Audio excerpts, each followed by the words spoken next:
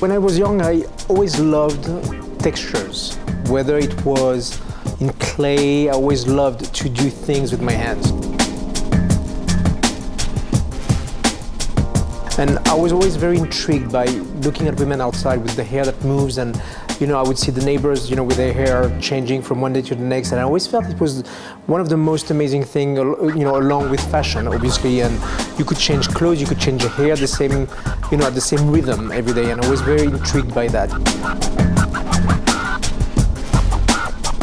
I was actually sometimes also disturbed by seeing some mothers of my friends suddenly from long hair going to short, and it was always a big trauma for me just to see that change. But I was intrigued by it, so yeah, I did have a very early call with that. I wish I had a better story. I did study to be a doctor for 10 years and then decided to be a hairdresser, but that was not the case. That was a very early calling for me.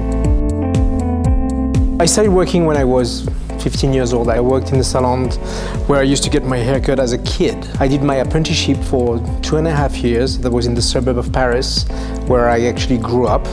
And around 17, I moved to Paris. And I went to work for Jacques Desange, and later on for Bruno Pittini, who became kind of my mentor, and started working for the salon in Paris and New York, and also worked at the school in Paris, where I was a teacher for a couple of years. And I started working for French Elle in Paris. That's what kind of got me started also a little bit in doing, session work and studio work, and kind of introduced me to the whole fashion world.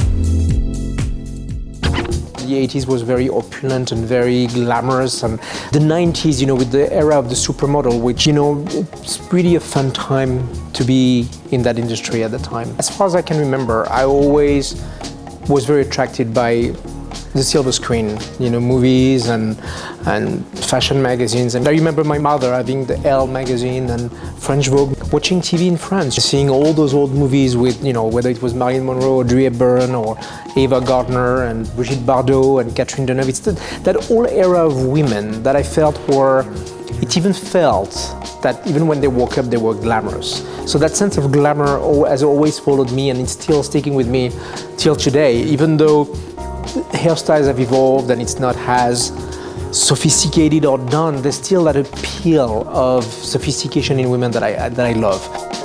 And whether you're inspired by seeing someone on the red carpet anywhere or on a glossy paper of a magazine, I think we live in a period right now where you want to have a little bit of that dream. And I think it's that dream that I think every woman should be able to feel a little sense of that glamour. I feel to have great hair, you just have to have that great product. You need to know that your hair is treated the best way possible. Very important to have the right styling products. For me, I love texture.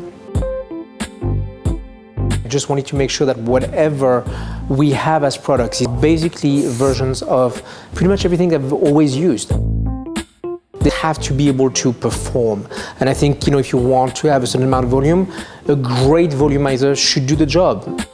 For me, it's always important. I love hair that moves. The hairspray and the volumizer, those were very important for me to do as light as possible. It has to hold, it has to feel like it's just light, and it's doing the job without overdoing it.